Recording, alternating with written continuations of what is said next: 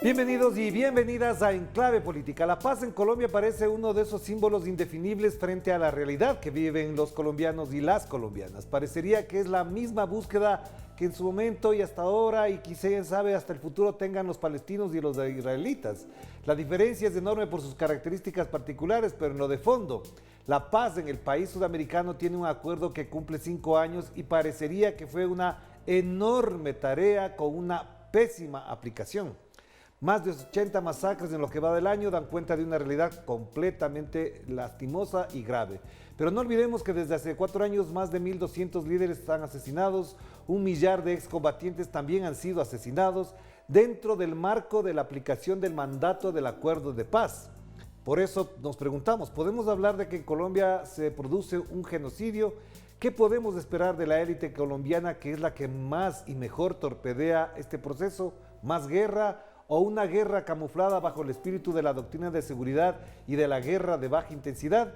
De esto queremos conversar con el analista Mauricio Jaramillo, a quien le damos la más cordial bienvenida. Mauricio, qué gusto tenerte por acá. Y de entrada, ¿cómo se evalúa esto? Ya no en los términos formales, jurídicos, sino en la vida cotidiana de los colombianos, el acuerdo de paz. Un saludo, Orlando, muchas gracias por la invitación, un verdadero placer estar aquí. El Acuerdo de Paz de La Habana es tal vez la conquista social más importante a lo largo del siglo XX y en lo ocurrido del siglo XXI. Digamos que eso no lo podemos perder de vista. Creo que a veces como que se banaliza y perdemos un poco las dimensiones de lo que se logró cuando se pactó en La Habana en el 2016 ese acuerdo y en el que se completa 5 años. Hay que recordar que Colombia sufrió una cruenta guerra en la que sufrieron los más pobres, en la que sufrieron los campesinos, en la que no había posibilidad de participación. En esa cruenta guerra, por ejemplo, se exterminó un partido político que fue la Unión Patriótica. En esa cruenta guerra pues hubo masacres, mucha gente sufrió. Entonces, en ese sentido, Colombia avanzó enormemente en estos 5 años. Un pacto para el tema, para un abordaje consensuado del tema de la droga, del tema de la tierra, de las víctimas, de la participación política. Entonces, en el ambiente se sintió, porque fueron 5 años de respiro, fueron 5 años de participación. Hoy lo vemos, por ejemplo, con el Partido Comunes, que es el que heredó a la antigua guerrilla de las FARC. Tuvimos una especie como de ciclo de pluralidad. Desafortunadamente, en el último tiempo, sobre todo con este gobierno de Iván Duque, se han puesto en entredicho algunos de los compromisos que asumió Orlando, ojo, el Estado colombiano, no el gobierno, y eso ha hecho que a pesar de los avances considerables en la paz, pues en el último tiempo podamos comprobar un retroceso que tú ya has mencionado en esas cifras que son tan alarmantes. Pero entonces, Mauricio, el elemento clave que acabas de mencionar también conmueve a algunos sectores, pero no necesariamente trastoca la realidad, es decir, sensibiliza a los intelectuales, a los artistas, a las mujeres, a los jóvenes. Se han desatado incluso expresiones de orden cultural y artístico alrededor de la paz muy interesantes, muy importantes. Quizás en el campo del ensayo también hay algunos trabajos, pero parecería que eso ni lo leen, ni lo perciben, ni se sensibilizan quienes toman decisiones importantes en el establecimiento colombiano. Sí, a ver, hay que recordarle a la gente, yo coincido con ese panorama, eh, que en Colombia ganó una consulta popular por el no. Y ahí fue que se formó la candidatura de Iván Duque, cuando el presidente Juan Manuel Santos quería refrendar los acuerdos de paz. Lo que hizo la derecha colombiana fue mentirle al electorado, empezar a decirle, te pongo un ejemplo, y esto es válido porque los mismos de la campaña de la derecha lo reconocieron.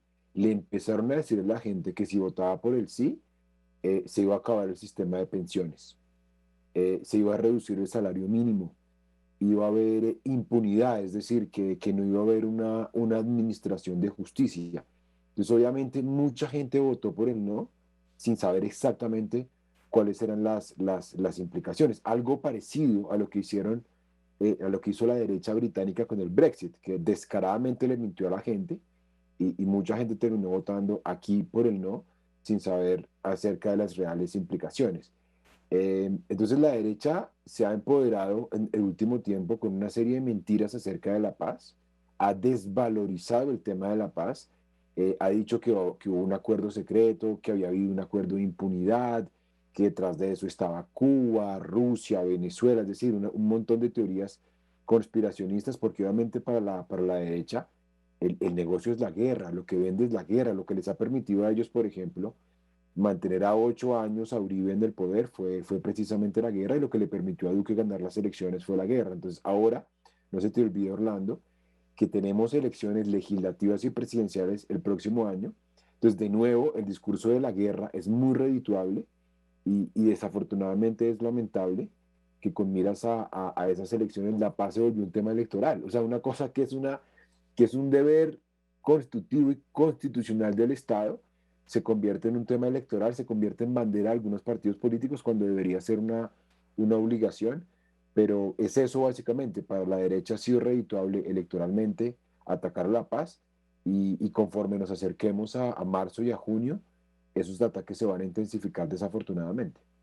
Claro, veremos en la segunda parte el tema del proceso electoral en función de lo que acabas de mencionar, pero también te preguntaría alrededor de esto, ¿qué le faltan a los sectores progresistas, incluso al sector artístico, intelectual, académico, universitario, para generar mejores corrientes de opinión? Yo no digo a favor de un bando, de un partido, de un líder, sino a favor de la paz, precisamente, porque parecería, y no quiero con esto estigmatizar nada, que la violencia es parte de la vida y se asume como parte de lo que hay que hacer para sobrevivir.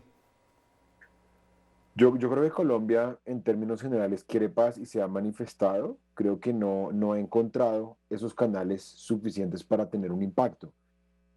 Acá tuvimos unas manifestaciones muy grandes, tal vez las más grandes en los últimos 30 o 40 años, que ocurrieron en noviembre de 2019, justo antes de la pandemia, y que se dieron precisamente Orlando para exigir el cumplimiento de los acuerdos de paz al gobierno de Iván Duque.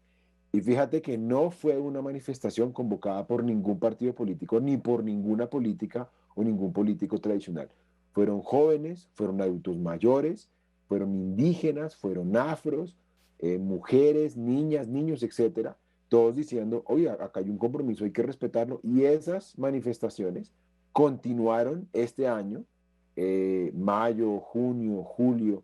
Entonces, digamos que aquí ha habido una movilización social muy importante que demuestra que efectivamente hay una vocación de paz, pero desafortunadamente digamos que el gobierno no tiene una vocación de diálogo social comprobada. Lo que hizo el gobierno fue reaccionar invitando a un sector muy pequeño, allá al centro, a la casa de Nariño, donde vive el presidente, pero en realidad no hubo un diálogo en la calle, o sea, como ha ocurrido en otros casos en América Latina cuando ha habido protestas. Yo, por ejemplo, vi a Díaz Canel yendo a discutir con las personas, remangándose, diciendo, bueno, cuáles son exactamente las demandas, cuáles son sus reivindicaciones.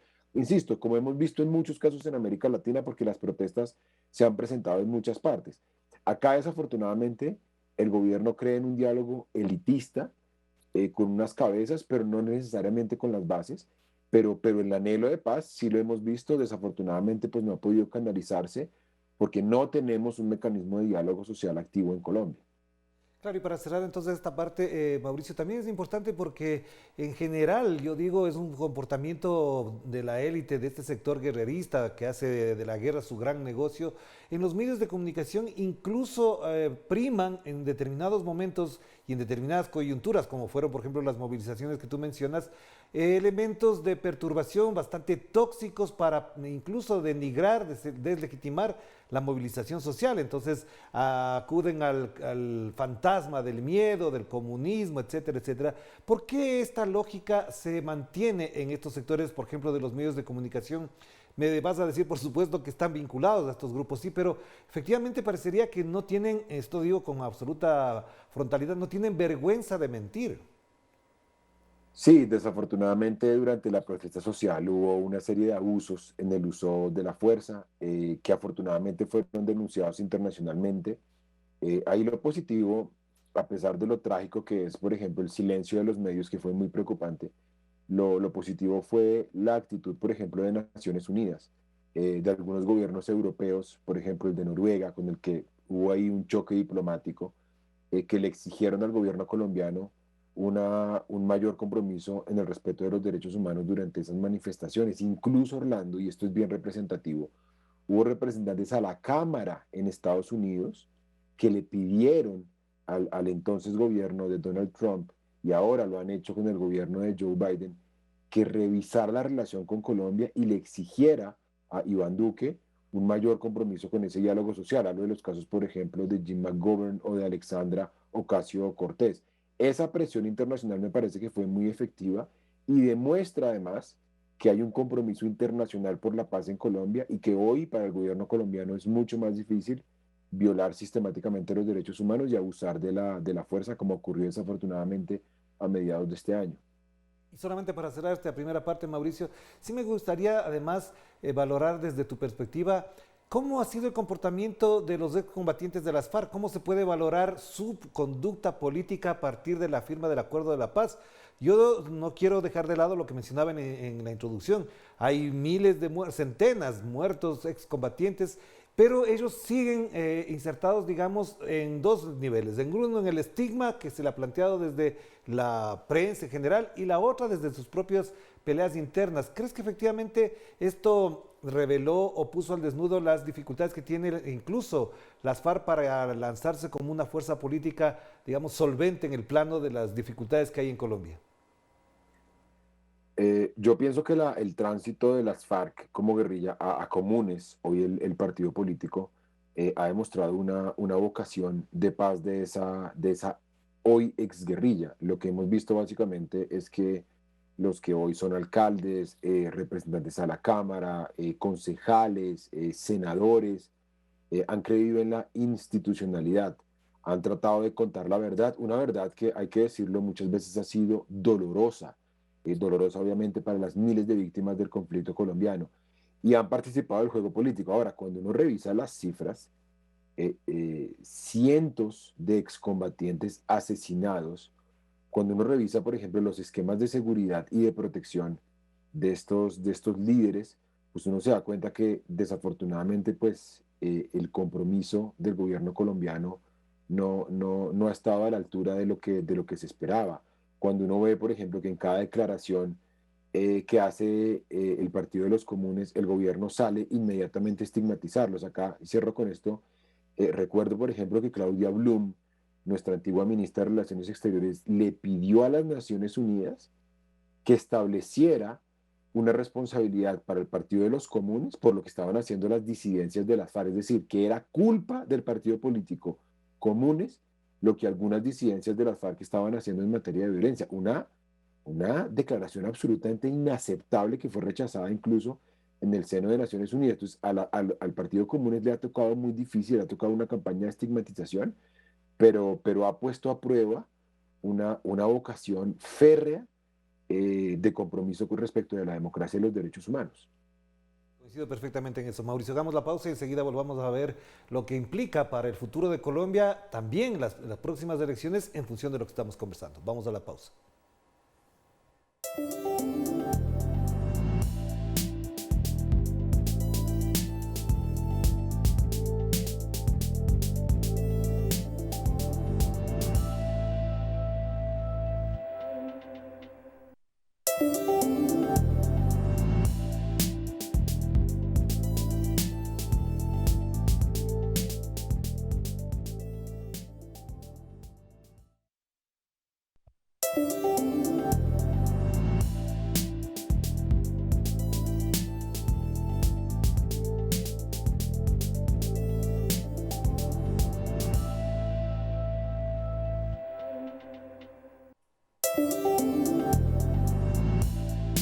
Estamos de vuelta con Enclave Política y volvemos a conectar con Bogotá, con Mauricio Jaramillo para seguir conversando sobre el proceso de paz en Colombia, pero queríamos añadir un elemento que es muy importante. ¿Hasta dónde este quinto aniversario de la firma de los acuerdos de paz también coloca a la realidad colombiana, al escenario político colombiano en la perspectiva electoral. ¿Hasta dónde puede marcarse una diferencia? Porque ya sabemos que después del gobierno de Iván Duque, evidentemente hay cosas que ya no podrían volver atrás y muchas personas quieren y están obligadas a pensar en una perspectiva de cambio, de transformación en la conducción del Estado. Sí, claro, Colombia tiene ahora un proceso electoral que es muy importante porque se pone a prueba el progresismo. Por primera vez en la historia, el progresismo puede llegar al poder en Colombia. Por primera vez en la historia tenemos una lideresa social como candidata, en el caso de Francia Márquez, y esto evidentemente es una de las consecuencias directas de los acuerdos de paz de La Habana. Hace unos años era muy difícil pensar en que un candidato de izquierda pudiera siquiera llegar vivo, porque acordémonos que acá asesinaron a José Antequera, a Bernardo Jaramillo Osa, amenazaron a Ida Bello, que hoy es una candidata también presidencial y que tuvo que exiliarse. Entonces digamos que hay mejores condiciones y eso habla de un escenario mucho más plural. Todavía es muy incierto, es muy temprano para decirlo, pero como yo decía al comienzo, la paz va a ser una protagonista definitiva del debate electoral, la guerra, la seguridad, la relación con Estados Unidos, y ahí desafortunadamente vamos a ver un país muy polarizado, pero lo que uno espera es que la sociedad colombiana corrobore su compromiso con la paz, como ha sido hasta el día de hoy. Ya, y pensemos en esa perspectiva hasta dónde puede plantearse una resignificación, un reacomodo, algún movimiento incluso de orden estético de parte del Centro Democrático. ¿Crees que puede haber ese cambio en función de que si siguen en la misma conducta posiblemente no les alcancen los votos? El centro democrático está muy debilitado. En general, la derecha a Duque le ha ido muy mal. Le ha ido muy mal en lo que era su principal valor de campaña, que era la seguridad, por el tema de las masacres, las violaciones a los derechos humanos, los homicidios están disparados. Le ha ido muy mal en términos de diálogo social, como le decíamos hace un rato. Le ha ido muy mal en las relaciones exteriores. Colombia nunca en su historia había maltratado tanto a países como Cuba, a países como Rusia, incluso a Ecuador, donde pues el fiscal viajó para participar de la conspiración contra Andrés Arauz. Nunca habíamos maltratado la relación con Estados Unidos como lo hemos hecho cuando el partido de gobierno promovió la reelección de Donald Trump. Entonces hay mucho descontento con la labor del Centro Democrático, entonces van a intentar de una manera muy rápida montar una candidatura con una serie de alianzas que ya estamos viendo entre un sector empresarial, algunos antiguos alcaldes de la derecha, algunas ciudades grandes como Bogotá, Barranquilla, algunos sectores del Partido Conservador y obviamente no hay que descartar que de todas maneras los medios de comunicación muchas veces le hacen el juego a la derecha. Por su parte, pues la izquierda, como yo decía, se está tratando de recomponer y estamos tratando de que llegue unida, porque obviamente la gran apuesta de la derecha, Orlando, y tú lo sabes, es que básicamente el progresismo se divida. Ujú. Pero yo veo muy difícil que el Centro Democrático ponga un candidato. Ayer eligieron a Oscar Iván Zuluaga, uno de los alfiles de Álvaro Uribe. Eh, Hasta ahora no ha salido con mayores propuestas, más allá de lo emblemático del Centro Democrático, pero conforme avancemos, miraremos cuál va a ser la postura del Centro Democrático respecto a la paz en Colombia, pero creo que ya, grosso modo, la conocemos. Y ahí te plantearía una interrogante que nace a partir de ciertos comentarios que he escuchado en algún programa incluso de humor.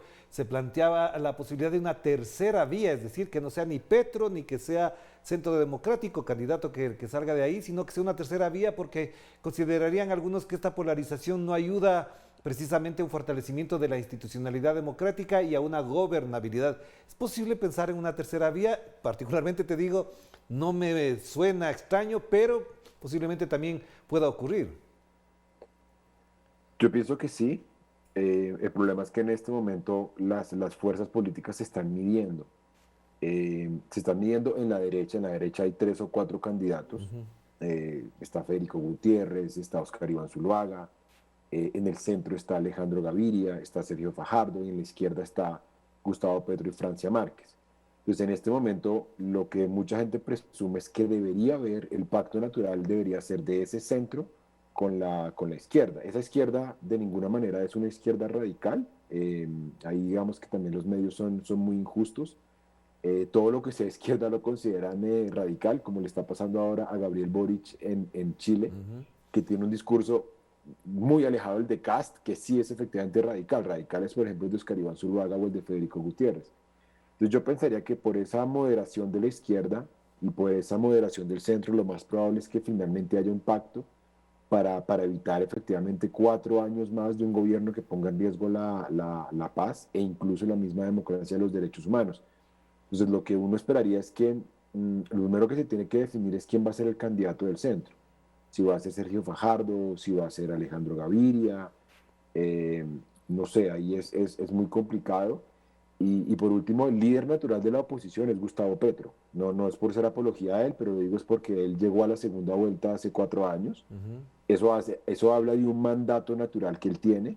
Y digamos ahí, lo que uno esperaría es que el resto de candidatos un poco entiendan que por ese mandato la última palabra la debería tener Petro, además porque las encuestas, y eso también habla de una legitimidad muy grande, las encuestas, quien está mandando la parada, como decimos en Colombia, quien está marcando la diferencia es Gustavo Petro y quien ha tenido un discurso además más coherente y más claro, sin ambigüedades, es Petro.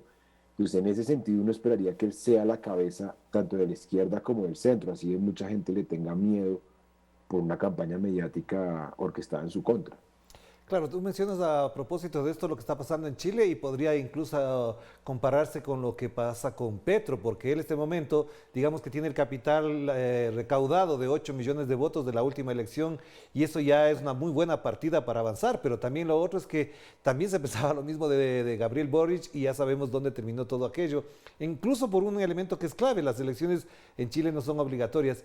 En función de eso te planteo, ¿es Petro la persona que podría ir aglutinando o es la persona que del centro hacia la izquierda crea más resistencias para poder consolidar una unidad que pueda romper con la hegemonía del centro democrático? Es una pregunta difícil porque con Petro pasa las dos cosas. Hay una fascinación muy grande, sobre todo de los jóvenes, que ven con mucha esperanza, por ejemplo, la lectura que él tiene de la transición energética. Es el único candidato que ha dicho, vamos paulatinamente a abandonar la extracción petrolera, gas y carbón. Y eso habla, insisto, de un arrojo, de un valor y una Sí. apuesta muy grande, incluso sacrificando votos. Ha hablado en materia de paz, ha hablado en materia de derechos humanos, ha hablado en materia de política exterior. Entonces, obviamente eso ha hecho que muchos jóvenes adhieran, que a mucha gente le parezca un candidato interesante, que ya es hora de cambiar, pero también algunas de sus declaraciones lo han alejado del centro, en el centro lo ven con algún temor, también un poco porque hay una sobrereacción de los mercados. En ese sentido, aquí hay que hablar de los poderes fácticos y la manera como los mercados, los inversionistas, las agencias calificadoras de riesgo, lo que hacen es crear un ambiente adverso contra ciertos candidatos, como el caso de Boric, como el caso de Pedro Castillo, incluso el mismo caso de Andrés Arauz en Ecuador. No sé si el próximo año pase algo similar con Lula, pero lo que vemos completamente es que en la medida en que Petro avanza, y cada vez que Petro dice algo en derechos humanos, en economía, en política exterior, empiezan a decir, pero es que el riesgo país en Colombia se va a disparar. Y eso a mucha gente del centro le asusta y hace que haya temor. Pero eso tiene que ver con una incidencia, a mi juicio, muy negativa de estos poderes fácticos que sin mayor indicio, pues lo que hacen es crear como un pánico financiero. Claro, para ir cerrando, incluso Mauricio te preguntaría algo que posiblemente no agrada cuando pregunta a algunas personas y es, ¿cómo queda ante la historia el señor Iván Duque? ¿Cuál es el papel, cuál es el lugar que debería ocupar después de todo lo que has mencionado? Y planteo un elemento que incluso en el orbe latinoamericano es muy importante. El señor Iván Duque ha tenido un rol nefasto en la política exterior, obviamente, con todo lo que mencionaste.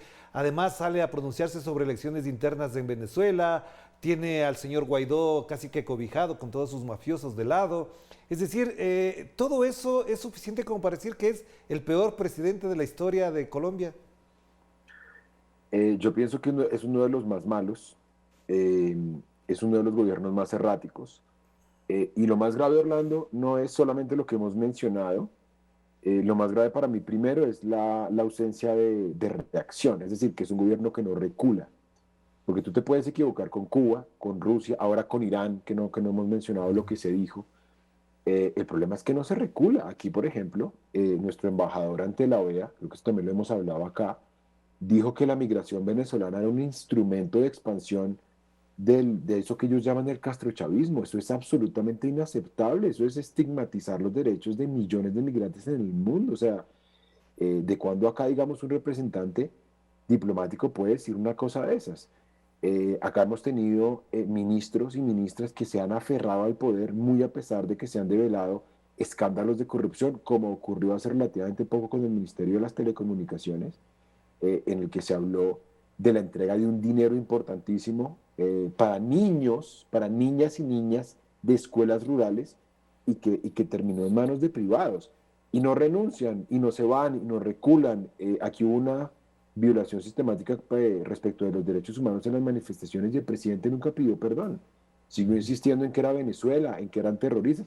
Incluso en Chile Sebastián Piñera reculó y pidió perdón. Acá ni siquiera tomamos ejemplo de la derecha. Entonces, efectivamente va a pasar a la historia como un gobierno irresponsable, como un gobierno errático, como un gobierno sin capacidad de liderazgo, pero a mi juicio yo sí creo que el gobierno de Uribe fue mucho peor, sobre todo porque las violaciones a los derechos humanos en esa época, lo que pasa es que no sabemos todavía, Orlando, cuando eso se destape va a ser un gran escándalo y va a haber un proceso muy doloroso en Colombia, pero sin duda alguna va a pasar a la historia como uno de los peores gobiernos y más erráticos que hemos tenido en el último tiempo. Claro que sí. No nos olvidemos que además hay este caso de los 6.000 falsos positivos en contra de Uribe, que ahí se quedan. En la justicia navega y no sale ni llega a ninguna parte. Gracias, Mauricio. Te mando un abrazo. Muy importante lo que acabas de mencionar. Muchas gracias por la invitación y un fuerte abrazo. Un abrazo a la distancia a Mauricio Jaramillo a propósito de lo que se analiza hoy como el 5.º aniversario de la firma de los acuerdos de paz, es decir, de la aplicación que en 5 años deja mucho que desear, pero también la perspectiva política en el futuro electoral próximo que tiene ese país hermano. Nos despedimos, cuídense mucho, que la pasen bien. Chao, chao.